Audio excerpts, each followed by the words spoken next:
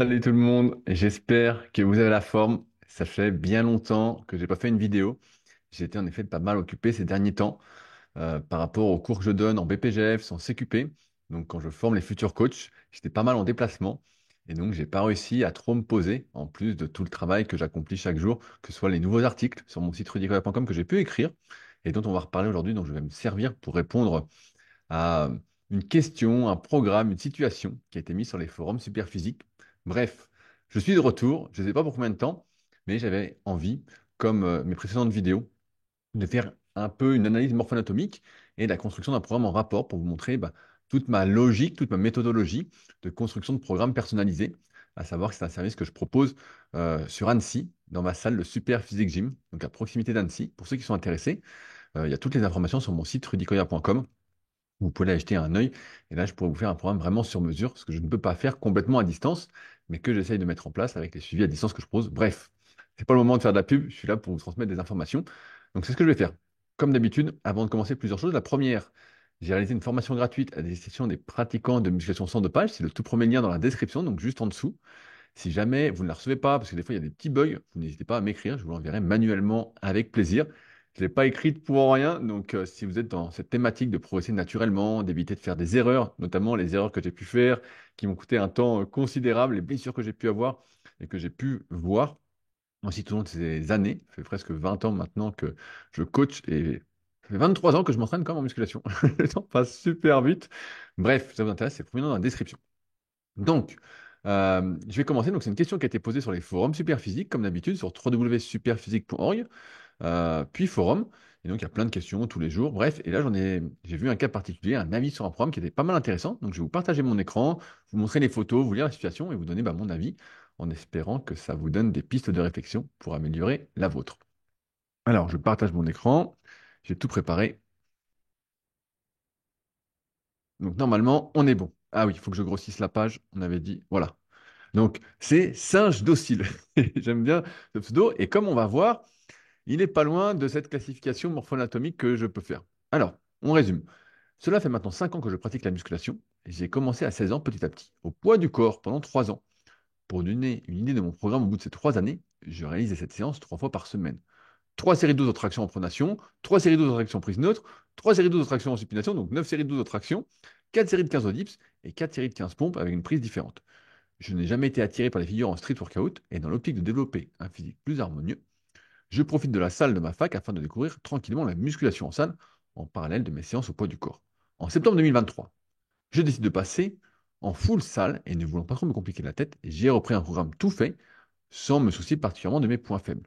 Je tiens à préciser avant tout que j'avais pris ce programme car il était en split 3 jours et qu'avec mes études plutôt chargées, ma pratique de la course, cela me convenait parfaitement. Et il s'agissait du ULU, donc upper, lower, upper, donc haut du corps, haut du corps, toujours plus de haut du corps, de toute façon, quand on est un gars, on connaît tous l'histoire. Précision, pour l'exercice polyarticulaire sur le haut du corps, je travaille sur plusieurs fourchettes. Première série, 4 à 6 répétitions. Deuxième série, 6 à 8. Troisième série, 8 à 10. Donc ça, on va reparler un petit peu après de ces fourchettes de répétition. Jour 1, 3 séries de développé incliné. 3 séries de traction lestée en pronation. 3 séries de 10-15 élévation poulie basse. Donc pour le haut de pec, donc, une sorte d'élévation frontale à la poulie basse. 3 x 8, 12 au cœur incliné. 3 x 8, 12 élévation latérale avec halter. Donc là, toute la séance, je ne vais pas tout décrire. Je vous mets ça, comme ça, s'il y en a qui veulent faire pause pour voir le programme, parce que maintenant il est passé sur un autre programme. Donc voilà son programme, vous regardez. J'ai réalisé ce programme pendant 7 mois pour en voir les résultats de manière objective. Je suis plutôt satisfait du résultat, surtout pour le temps alloué. 3 séances de seulement 1 heure par semaine. Et puisqu'il s'agit d'un programme générique, cela ne m'a pas forcément aidé au niveau de mes points faibles. J'ai un point fort pec, abdos et dos, et dans une moindre mesure, dos. Ah, je comprends pas trop. Dos et dos. Bon, bref, qui empiète pas mal sur mes épaules et mes bras. En me documentant via MD, je sais pas ce que c'est MD, je sais pas ce que c'est, méthode de la vie, c'est ça. Il est très bon livre. Je recommande particulièrement le tome 2 pour ceux qui ne l'ont pas. Bref, j'ai voulu me construire une nouvelle séance actuellement en phase de test personnel pour rattraper mes points faibles et j'aimerais recueillir des avis extérieurs. Rattraper un point faible épaule-bras et ralentir le progrès pec-dos, conserver le rythme de 3 séances d'1 heure, conserver une progression lente sur les jambes mais progresser sur les mollets, point faible mal travaillé. Le programme que j'ai fait pour le moment est le suivant. Je travaille maintenant en faisant l'exercice polyarticulaire une série de top 7 4 à 6 répétitions et une série 8 à 10 répétitions, suivi d'un drop set. Donc une série dégressive, il décharge directement, il enlève 30% du poids et il continue. Optique de gain de temps et de garder un certain maintien du volume. Donc voici son programme.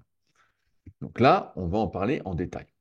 Deux séries de développé incliné, deux séries de rowing en iso, donc je pense que c'est à la machine, trois séries de 10-15 d'élévation latérale à la machine, trois séries de 10-15 curl Larry machine hammer strength, en superset avec triceps extension barrière à la tête, trois séries de 15 élévation frontale, poulie basse, prise neutre. Lower, donc bas du corps, je sacrifie un peu le début de ma séance lower, deux séries de dips hammer, trois séries de 10-15 élévation latérale, poulie ISO, donc ça doit être un bras unilatéral à la poulie, un AMRAP au squat, deux séries de 10-15 au soulevé de terre, jambes tendues à la Smith, deux séries de 8-12, leg curl, superset, leg extension. Et enfin, jour 2, pour le haut du corps, deux séries de développé militaire à la Smith, deux séries de pull down ISO, donc je pense que c'est un bras en supination. Donc je pense que c'est ça. Trois séries de 10-15 sur l'incliné superset barre au front, trois séries de 10-15 arrière d'épaule, fly ISO, donc peut-être à un bras, et trois séries de 10-15 tirage montant poulie corde. Pour les mollets, j'ai pris la bonne résolution de les faire 2 fois par semaine les jours off. Extension chameau, avec ma copine sur le dos, en série, ou série longue debout, au bord d'escalier. Alors, je pense que on connaît tous cette histoire de dire, c'est comme les étirements, les abdos. Moi, quand je suis à la salle et que je vois les gars partir sans s'étirer, faire un retour au calme, ou faire les abdos, et que je leur dis, mais tu fais pas? Non, non, je ferai chez moi. Et on sait très bien comment ça finit. On le fait pas. On fait rarement les choses chez soi, une fois qu'on est sorti de sa séance, à moins qu'on ait du temps et qu'on soit sportif, semi-pro ou professionnel. Si on ne le fait pas à la salle, on ne le fait jamais. Donc, je ne crois pas trop à cette histoire de monnaie. J'aimerais avoir un avis extérieur sur ce nouveau programme et si, selon vous, il remplit les objectifs visés. Donc, je descends, donc il y a eu des réponses. Euh, Donc là, il met ses photos. Donc, on va regarder les photos ensemble. Donc, pour remettre dans le contexte, il fait 1,68 m pour 64 à 65 kg. Et il met ses perfs en traction lestée, il fait 5 reps à 30 kg de lest. Dips, il fait 5 reps à 42 kg de lest. Incliné chest hammer, 5 reps à 47,5 kg. Shoulder press hammer, 5 reps à 37,5 kg. Et V squat hammer, 12 reps à 70 kg par côté. Et Smith squat, 12 à 100 en comptant la barre. J'arrive parfaitement à appliquer la surcharge progressive sur machine, un peu plus difficile sur les exos libres. C'est pour ça que je travaille plus sur machine actuellement pour poursuivre la surcharge. Alors, on regarde les photos ensemble. Alors, la première photo, donc, il a mis, il a mis une tête de singe, donc c'est plutôt drôle. Donc, qu'est-ce qu'on peut voir? On peut voir qu'il est assez étroit de clavicule. On le voit tout de suite, on voit qu'il est très étroit, même s'il a mis un smiley sur sa tête, on voit qu'il est assez étroit. On voit aussi qu'il a des longs bras. Il n'y a presque aucun doute sur le fait qu'il ait des longs bras. On voit que ça lui fait des bras assez longilignes. Et donc, je suis plutôt d'accord avec ce qu'il disait sur le fait qu'il ait un point faible bras. On va voir que ce n'est pas tout le bras. Euh, Ce qu'on peut voir aussi de profil, c'est qu'il n'a pas trop de cage thoracique. Les épaules sont plutôt bien placées. Comme je dis souvent, quand les épaules sont très devant, on voit beaucoup, beaucoup le dos. Là, on voit juste un peu son grand rond ressortir. Pour moi, c'est plutôt correct, mais on voit surtout qu'il n'a pas de cage. Quand on a de la cage thoracique, ici, au niveau de la longueur des côtes, ça dépasse un peu les pecs. Ça fait vraiment comme ça. On ne voit pas. Ça dépasse un peu les pecs. Et là, bah, ça dépasse pas. Donc, il n'a pas de cage. Donc, plutôt étroit, pas de cage, et sans aucun doute des longs bras, même si on ne les voit pas complètement, on voit que ça fait des longs bras. On continue. De dos, ce qu'on peut voir, c'est que, comme je ne l'avais pas dit, mais sur la première photo, en fait, ça lui fait un long buste. Souvent, quand on a un long buste, en fait, ce qui se passe, c'est qu'on a l'impression que les pecs prennent pas beaucoup de place sur le buste et que ça fait un long abdomen. Et normalement, quand on a un long abdomen, ça laisse plus de place pour avoir plus de carrés de chocolat, plus de carrés du grand droit, parce que le nombre de carrés dépend du nombre d'intersections tendineuses. Et souvent, de ce que j'ai pu voir en faisant des analyses à force, c'est que plus on a l'abdomen long, bah, plus ça fait des carrés. Bon, bref. Et donc là, bah, quand tu as le buste long, souvent ce qui se passe, c'est que ton grand dorsal, bah, il ne va pas jusqu'en bas. On voit qu'il s'arrête un peu avant, il s'arrête ici, donc il y a toute une zone de vide ici. Malgré tout, il est moyennement en oblique sur le bras. On voit qu'il n'est pas fait pour être super large. Il a un petit oblique ici. Je rappelle pour ceux qui n'avaient pas vu les précédentes vidéos que plus le grand dorsal va s'insérer en oblique sur le bras ici, plus on va être fait pour être large et plus il va être rectiligne, moins il va être fait pour être large et plus ça va être difficile, voire impossible d'avoir le dos très large. Alors après, les goûts et les couleurs, on fait avec ce qu'on a, comme je dis souvent. Ce qu'on peut dire d'autre sur cette photo, ce qu'on peut voir effectivement, c'est que les pecs ont pris un peu l'ascendant sur les épaules, mais pas tant que ça. Contrairement à ce qu'il peut dire, moi je trouve que l'épaule s'insère vraiment bien en oblique. Ici, vous voyez, l'avant d'épaule, bien en oblique sur la clavicule. Ouais, plutôt bien même. Et donc, de ce que je peux voir, alors je ne peux pas le tester comme en coaching premium, mais je pense que si il fait une élévation frontale comme ça, je pense que l'avant des épaules serait devant le pec. Ça, c'est un test que vous pouvez faire, c'est lever les deux bras face à un miroir et voir si l'avant des épaules fait plus de travail que le haut de pec. Alors, il faut un petit niveau, bah, comme singe docile, par exemple, ça se verrait bien. Si vous êtes débutant, ça va être difficile à voir. Mais normalement, pour chaque individu, vous allez voir qu'il y a une prédominance. Et comme c'est une compétition de recrutement entre les différents muscles qui interviennent dans un mouvement, ça travaille de concert, mais malheureusement, il y a surtout un gagnant par rapport aux autres. Donc, on en revient toujours à une sorte d'exercice d'isolation assisté par d'autres muscles. Et ben, je suis prêt à parier que lui, ça lui fait plutôt les épaules. En tout cas, l'avant des épaules. On voit aussi sur cette photo-là que le biceps est plutôt court. On voit qu'il y a pas mal d'espace ici et on voit une prédominance du long supinateur. Vous savez, ce muscle de l'avant-bras ici qui intervient quand on fait une flexion, quand on fait un curl. Et comme souvent, bah, il y a une compétition, je disais, entre tous les muscles qui font le même mouvement, bah, lui, il a plutôt l'air d'avoir gagné d'un point de vue des avant-bras. C'est plutôt les muscles des avant-bras, donc là, le long supinateur ou brachioradial, qui gagne.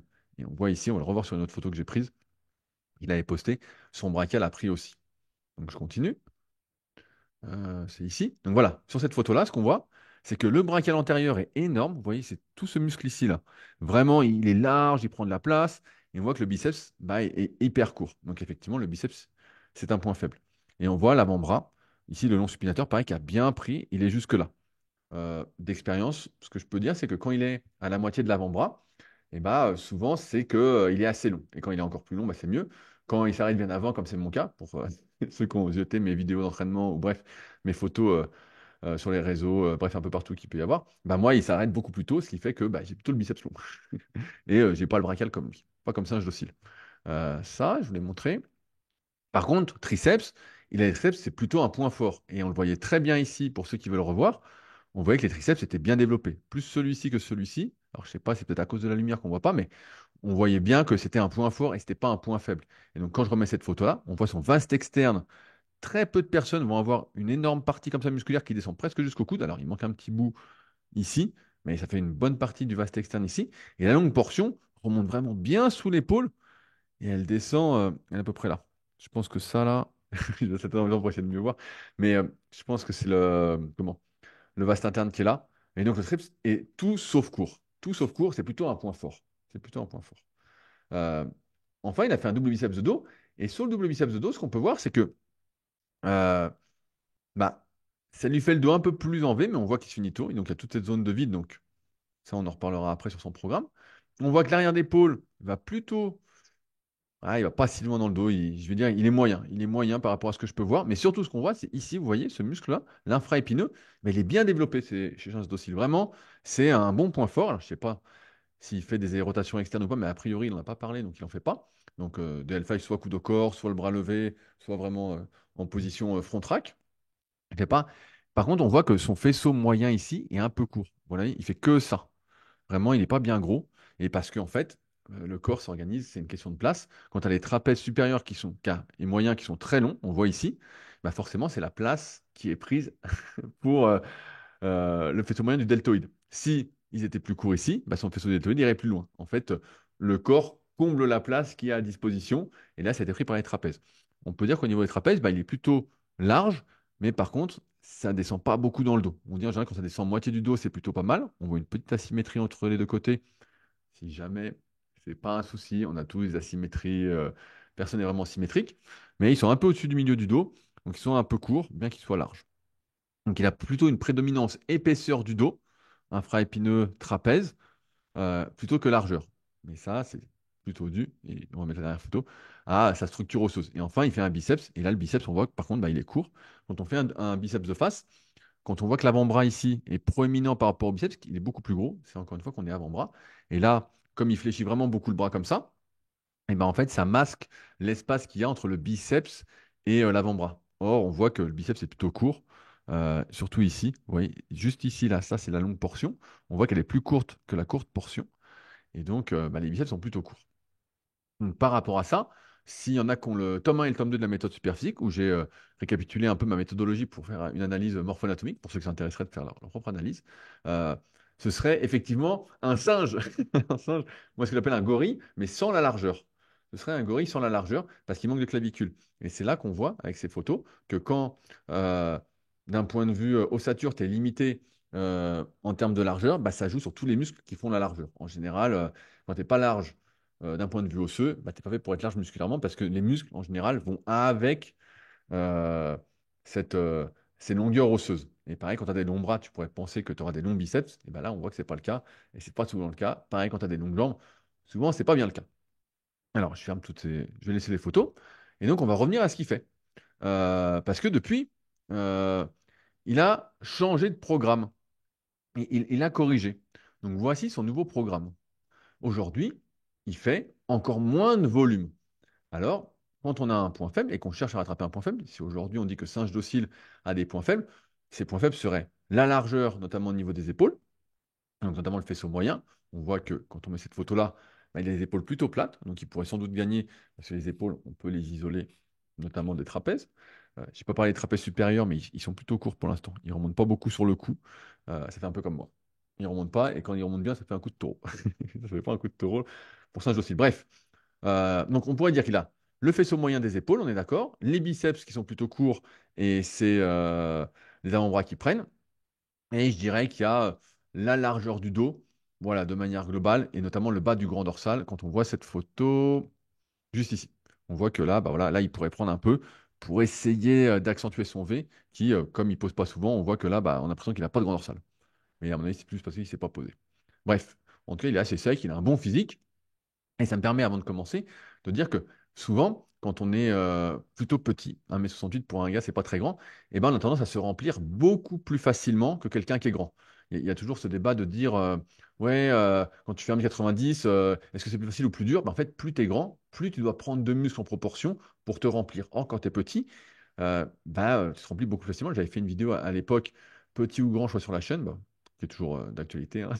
Ça n'a rien à changer, où j'expliquais un peu tout ça avec des démonstrations.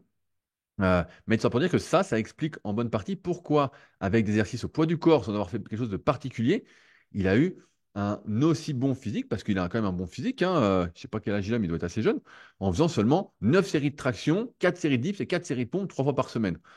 À vide, si vous faisiez ça, moi si je faisais ça, j'aurais rien du tout. Et plus vous êtes grand, moins vous auriez quelque chose. En général, plus on est grand, et plus il faut adapter l'amplitude des exercices qu'on fait. Mais bref, du moins pour progresser et pas se blesser. Donc, c'est une des raisons pour lesquelles il a un aussi bon physique en faisant si peu. Alors maintenant, quand on regarde son programme, en fait, il a très peu de volume. Et quand on veut rattraper un point faible, j'ai commencé par là, il importe en fait de faire un volume d'entraînement très important. Donc j'ai écrit un article sur mon site qui s'appelle Rattraper ses points faibles en musculation. Donc voilà, vous voyez ici, si je le mets en gras, l'adresse. Vous tapez Rattraper ses points faibles en musculation sur n'importe quel moteur de recherche et vous tomberez dessus. Donc l'article est un peu long, donc je vous laisse aller lire si ça vous intéresse. Mais quand on veut rattraper ses points faibles, ce qu'il faut, c'est, entre guillemets, essayer de changer le rapport de force entre ses points forts et ses points faibles. J'ai donné un exemple ici. Je crois qu'il y a une photo qui fait, voilà, sur celle-là. Si demain, Singe Docile veut du haut de pec, on dit il veut du haut de pec, et bien en fait, il va falloir qu'il cherche au maximum à réorienter quand il fait des élévations frontales, par exemple, ou des développés inclinés, ce que les épaules, l'avant des épaules, prend comme travail au détriment du haut de pec. Et donc, pour ça, en fait, il va falloir faire beaucoup de volume d'entraînement sur le haut des pecs, chercher à l'isoler pour ce qu'on appelle renforcer ou, je ne vais pas dire hypertrophier, hypertrophier, c'est peut-être là un bon mot, hypertrophier ses nerfs, entre guillemets, rajouter de la myéline. En fait, le corps va toujours au plus confortable quand il fait un exercice euh, pour entre guillemets, bah, utiliser le moins d'énergie. C'est la survie, vous connaissez l'histoire. Et donc, là, c'est quand tu es plus avant d'épaule, bah, il faut que tu fasses beaucoup de volume. Or, si je mets son programme où il dit, bah voilà, j'ai du mal avec les bras, j'ai du mal avec les épaules, il ne fait pratiquement rien pour les épaules. Je regarde, face pull, superset élévation latérale, ça vaut zéro. Surtout qu'il fait des séries plutôt courtes, comme il l'a dit. 6-8, allez, 6-8 en moyenne, il fait 4-6, 6-8, 8-10, des fois 10-15. Donc c'est pas foufou. Euh, Ensuite, il fait trois séries un peu plus tard dans la semaine. Donc là, il fait du tirage menton. Bon, ça compte pas non plus. Ça fait surtout les trapèzes. Voilà, le concernant, je pense que ça fait plus les trapèzes. Élévation latérale à un bras à la poulie, trois séries. Donc allez, on va imaginer qu'il fait du 10-15. Il fait un rappel en fin de séance. Alors, élévation frontale ce coup-ci. Et là, il fait deux séries de développé militaire. Donc en fait, il fait très très très peu de volume. Or, pour rattraper un point faible, il faut bouffer du volume. Volume, volume, volume, volume, aussi bien dans une séance que un peu tous les jours. Et c'est ça qui est problématique, c'est qu'en fait, ce qu'on fait quand on est enfant ou adolescent, c'est ce qui contribue en fait à créer beaucoup de connexions nerveuses. J'apparente un peu le corps à un disque dur, et plus on est jeune, plus le disque dur est vide, et plus on va grandir, évoluer, vieillir, plus ce disque dur se remplit, et plus c'est difficile de créer, de changer ses habitudes. On va dire ça comme ça. Or, pour ce faire, il faut faire beaucoup, beaucoup de volume et beaucoup de répétitions. C'est les répétitions, comme le dit Daniel Coyle dans le Talent Code. Le talent, c'est la répétition. Et il faut répéter, répéter, répéter. Et c'est un peu le secret des 10 000 heures dans toute réussite, voilà, qu'on caricature. Mais il faut répéter. Or là, il répète pas assez. Il fait des séries beaucoup trop courtes. Fait pas assez et il fait pas assez de volume de manière globale. C'est vraiment très, très, très peu. Vraiment, c'est pas proche du néant, mais voilà, c'est mieux que rien, mais c'est pas assez. Donc là, il y a déjà ce problème-là. Ensuite, il y a une sorte de choix d'exercice. Là, ce qu'on voit, c'est qu'il fait un peu tout. Il n'y a aucune personnalisation. Par exemple, on a parlé des biceps. Donc là, il fait traction lestée, donc traction supination. On va dire que ça, c'est pour les biceps. Mais quand tu as les biceps courts, traction supination, faut faire plutôt gaffe de ne pas tendre les bras complètement en bas. Donc là, je ne sais pas s'il le fait. Et d'autre part, il faut vérifier si tu as un valgus, si tu es hypersupinateur, hyperpronateur, voir si effectivement tu peux faire des tractions supination sans te tordre d'un point de vue osseux, si c'est efficace. Donc là, je dirais que ça n'existe pas. Là, pour les biceps, pressure curl, il fait 3 séries. Bon, 6-8, 8-10, comme d'habitude. Je regarde s'il a dit autre chose. Mais voilà, 6-8, voilà, tout ça. Bon, bref, il fait ça. Pressure curl. Le lendemain, il fait curl inversé. Voilà, bon, alors que c'est déjà un point fort, les avant-bras. Si tu veux, encore une fois, si tu renforces un point fort et que tu veux rattraper un point faible, ben, en fait, encore une fois, tu renforces ce pourquoi tu es fait. Donc, c'est pas très grave. Je pense qu'on fait surtout sa vie avec ses points forts. Euh, et que les points faibles, c'est compliqué de rattraper. Mais là, en gros, et là, il fait un curl incliné, bon, qui est vraiment l'inverse de ce qu'il faut faire quand on a les biceps courts. Donc là, il n'y a aucune personnalisation. Ce qu'il pourrait faire pour les biceps, ce serait par exemple, déjà, plus de volume durant la séance. Et j'avais fait un article ici qui s'appelle le volume d'entraînement optimal en musculation. C'est un des articles les plus lus de mon site où j'explique bah, voilà, tout ce que j'ai pu voir parce que je trouve que souvent, on minimise l'importance du volume par séance. En tout cas, personnellement, et de ce que j'ai pu voir à force de coacher, c'est qu'à chaque fois qu'on réduit le volume, par exemple, en se contentant d'un seul exercice par séance, au lieu de deux ou trois qu'on faisait pour prendre du muscle, je caricature dans l'article, c'est bien mieux expliqué. Donc ici, vous pouvez taper volume d'entraînement sur n'importe quel moteur de recherche, encore une fois. Euh, et ben en fait, on perd du muscle quand on l'a construit, ou du moins, on a beaucoup de mal à en construire quand on n'est plus débutant. C'est pas assez.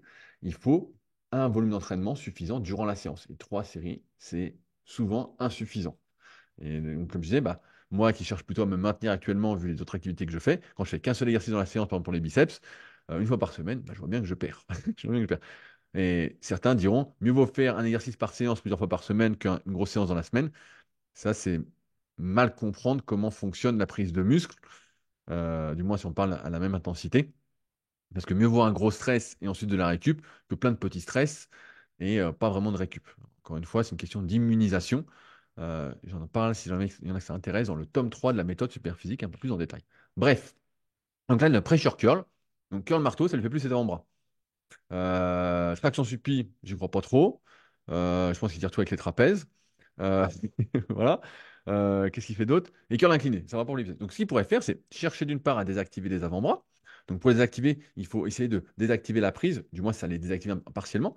Donc, par exemple, en mettant soit des fat grips pour mettre tous les doigts du même côté, soit en mettant des sangles, vous savez, qu'on met aux chevilles, et pour les faire les biceps à la poulie. J'éviterai aussi tous les exercices qui vont trop étirer le biceps, sauf peut-être pour m'échauffer. Donc, curl incliné, c'est terminé. Et je déterminerai l'amplitude que je peux utiliser sur les curls avant que je passe, entre guillemets, en tendon. J'avais fait une bonne vidéo sur la chaîne qui s'appelle le meilleur curl biceps. Si jamais il y en a qui veulent regarder, je ne mettrai pas d'incrustation, je ne vais pas faire tout ça, je vous laisse chercher pour ceux qui sont intéressés, et qu'on retrouve dans mon article meilleur exercice bras sur mon site également, où je montre comment voir la bonne amplitude qu'on peut utiliser pour chaque individu. Ça, ce serait déjà beaucoup plus personnalisé. Là, il n'y a rien de personnalisé, et c'est presque sûr qu'il ne va pas rattraper ses biceps, alors qu'il pourrait, parce que même s'il a un bon physique, il en est encore au début de son entraînement. Sur les épaules, je n'ai pas dit, mais en fait, l'idée, c'est de bouffer du volume, du volume, du volume. Et on peut d'ailleurs déterminer, mais je pense qu'il n'a pas trop de soucis, l'amplitude, je crois que j'en avais parlé la dernière fois. J'en ai fait tellement de vidéos, je ne sais plus, mais je crois que j'en ai déjà parlé. En fait, aux élévations latérales, il va falloir regarder quand vous montez latéralement, à partir de quand votre trapèze supérieur se contracte. En essayant évidemment de garder les épaules basses. Et à partir du moment où votre trapèze supérieur se contracte, bah, c'est votre amplitude à utiliser pour faire l'élévation latérale. Parce que si vous montez un peu plus et que ça vous fait le trapèze, et ben c'est le trapèze qui prend l'ascendant. Le trapèze supérieur en tout cas. Donc ça, je pense plus là-dessus. Après, je pense qu'il n'y a aucun souci pour l'avant des épaules. Donc il n'y a pas de raison de faire du développé militaire. Et sur l'arrière d'épaule, bon, ça, il peut en faire un peu. Mais je vois, ça se résume au face pull. Donc c'est quand même un peu léger. C'est un peu léger. Qu'est-ce qu'on a dit? Le bas du grand dorsal. Bah, pareil, si on regarde, tirage horizontal ISO, un exo, traction lestée, bah, ça lui fait les trapèzes. Voilà, ça. Je suis presque sûr que quand il fait un tirage comme ça, les omoplates se serrent tout de suite. Donc, ça fait les trapèzes et pas trop le grand dorsal. Est-ce qu'il fait quelque chose? Et tirage vertical ISO, ça peut faire un peu le bas du grand dorsal. D'expérience pour faire le bas du grand dorsal. Tirage à un bras à la poulie, ben, ça marche. Pullover à la poulie haute, ça peut marcher aussi. Euh, et donc, en fait, dans ce qu'on voit, et pareil, il y a un truc qu'il a expliqué tout à l'heure, c'est qu'il faisait pas mal de drop set. Donc, en fait, il va souvent à l'échec. Et qui plus est, il fait des séries très courtes. Je ne sais pas vous, mais moi, je n'ai jamais su mes performances en série de 5 sur une chest press hammer inclinée, une shoulder press. Euh, c'est pas des exercices qui sont faits pour faire des séries très courtes. Pour prendre du muscle, on avait fait un podcast sur le Super Physique Podcast, qui s'appelait Les trois facteurs de l'hypertrophie musculaire, qui date, hein, qui a peut-être 5, 6, 7 ans. On va regarder la date. Euh, il y a des commentaires qui sont là depuis longtemps. 4 ans, 6 ans.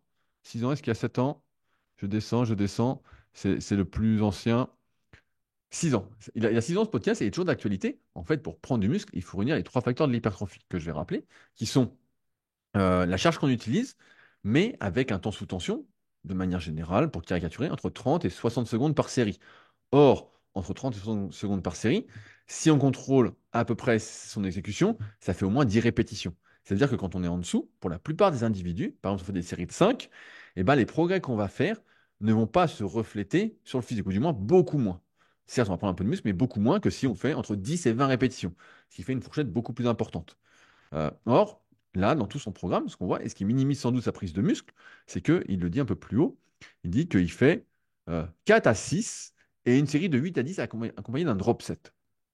Or, d'expérience, et j'en reviens à cette histoire de volume d'entraînement, on ne peut jamais compenser le manque de volume par de l'intensité. Il y a un minimum de volume à faire, et c'est ce que j'ai expliqué dans cet article, volume d'entraînement optimal, avec des notions comme le volume, euh, j'ai plus les noms en anglais, mais le MRV, MAV, MEV, bref, vous irez voir si ça vous intéresse. Mais il y a un volume qui n'est pas compressible. Et on a beau essayer de. C'est comme si je vous disais, bah, un sprinter, pour qu'il court plus vite, évidemment, je fais une comparaison un peu à la con, il a besoin de faire qu'un seul sprint et puis il se repose après. Non, il a besoin de faire un certain volume minimum, propre à chaque individu. Mais de mon expérience, c'est pas seulement 2 séries. 2 séries, quand c'est naturel, c'est pas suffisant. Et là, on voit, même s'il a un bon petit physique, euh, s'il veut continuer à se développer, il doit passer par une augmentation du volume. Or, il fait des séries trop courtes. euh, il fait très peu de volume. Donc ça joue contre lui. Donc 4 à 6 répétitions, ça fait une série de 12 secondes avec de la chance. Voilà, allez, 15 secondes avec de la chance. Donc on est à même pas la moitié de ce qui commence à être optimal. Bien sûr, si vous avez de l'expérience, vous avez tout intérêt à élargir vos fourchettes de répétition, votre rep range, mais c'est un bon point de départ. Or là, bah, le point de départ est déjà pas respecté. Donc mauvais point. Et ensuite, il a tendance à aller à l'échec à chaque série. Or, ce qui est assez intéressant, c'est que d'expérience, pareil, pour avoir testé plein de choses. Bref, il y a un super article que je vous ai mis là, l'échec en musculation, jusqu'où faut-il forcer? Donc pareil, sur mon site, vous pouvez aller voir. Bah, c'est des longs articles à chaque fois, mais bon, j'imagine que vous êtes encore avec moi, c'est que vous êtes plutôt intéressé pour en savoir plus et, et mieux vous entraîner.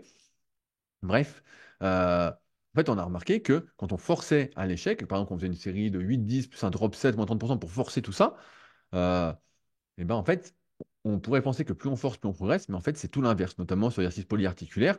Ça a plutôt tendance à réduire la progression, voire à l'annuler. Pareil, j'explique ça dans la formation gratuite. Il y a des années où j'ai forcé comme un fou, et en fait, tu progresses pas d'un pet. Tu progresses pas d'un pet, et tu dis, bah, je comprends pas, je force comme un fou. Bref, j'explique ça vraiment en détail dans une partie de la formation gratuite en lien dans la description, ça ne marche pas. Il y a une intensité minimale requise et une intensité maximum à laquelle il faut éviter d'aller à chaque fois. Or, souvent, si vous utilisez des RPE, par exemple une note sur 10 pour noter vos séries, bah souvent pour l'hypertrophie, le meilleur compromis, c'est entre 7 et 9 sur 10 en termes de difficulté. Et ça va vous permettre d'avoir la bonne intensité, un volume suffisant, parce que si vous forcez trop, là vous êtes 10 sur 10, bah, vous ne pouvez pas faire assez de volume, donc c'est pas, ça génère moins de croissance musculaire, et ça vous permet de progresser. Or là, En fait, il fait tout l'inverse de ce qu'il faut pour bien progresser. Alors après, il est limité par un truc, c'est que il n'a que 3 séances d'1 heure par semaine. Or, quand on a 3 séances d'entraînement par semaine, il faut faire des sacrifices. On ne peut pas tout faire, surtout quand on a 1 heure. On ne peut pas tout travailler de manière exhaustive et chercher à progresser sur tout à la fois. Donc moi, je serais lui, si vraiment il est intéressé de rattraper ses points faibles, eh ben, je délaisserai euh, les points forts. Je délaisserai carrément les points forts, où je dirais, bah, je commencerai déjà, comme je dis souvent, l'entraînement, les séances par les points faibles, et ensuite je ferai, pourquoi pas, les points forts. Mais donc, ça pourrait dire, je donne un exemple à la con, on est sur ces nouvelles séances là qui sont pas terribles.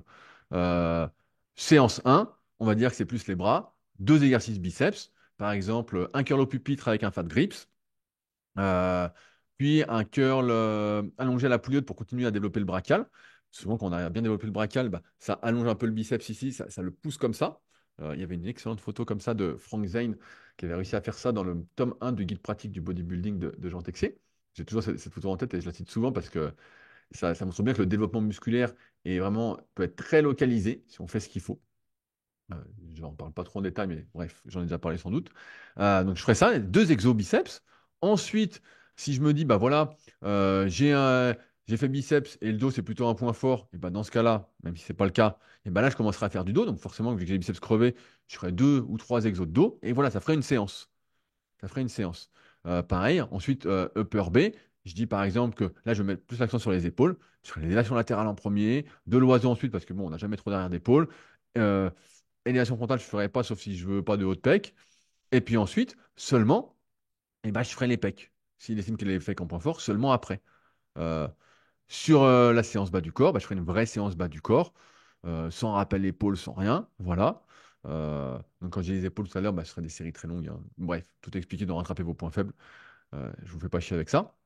Et enfin, sur la troisième séance haut du corps, et ben là, il resterait les triceps et peut-être le bas du grand dorsal. Donc là, bah, je ferai les triceps à fond, ou le bas du grand dorsal dès le début.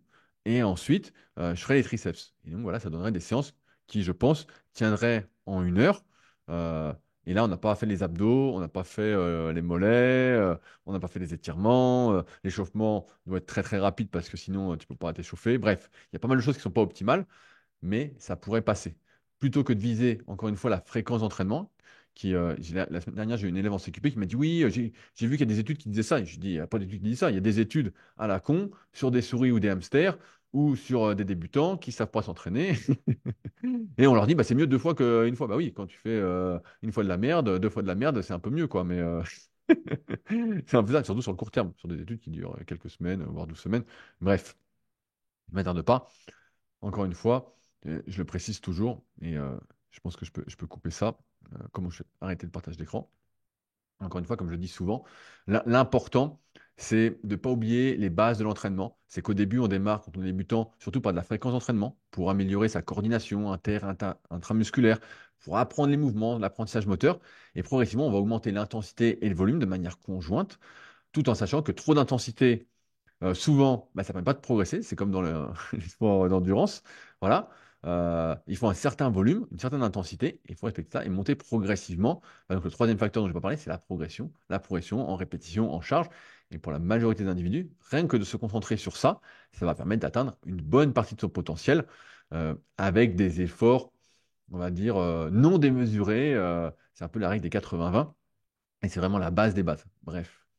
Je pense que j'oublie rien. Si jamais vous avez des précisions sur ce que j'ai dit, vous avez des questions, des choses qui ne sont pas claires, n'hésitez pas dans la partie commentaires sur YouTube, je me ferai un plaisir de vous aiguiller. Si certains veulent être analysés en détail, je propose ce service sur mon site rudicoya.com. Il y a tout ce qu'il faut pour me contacter sur ce site, un petit lien contact, on peut en discuter. N'achetez rien avant de me contacter. Je suis sympa, je réponds à tout le monde. Et pareil, bref, tous les liens sont dans la description. Je vous emmerde pas avec ça. Si vous êtes futé, vous saurez me trouver. N'hésitez pas à passer sur les forums Superphysique. Et puis nous, on se retrouve peut-être bientôt pour une nouvelle vidéo en fonction du temps que j'aime. Et normalement, c'est pas trop de court. Donc peut-être qu'on va se retrouver très rapidement. Allez, salut à tous.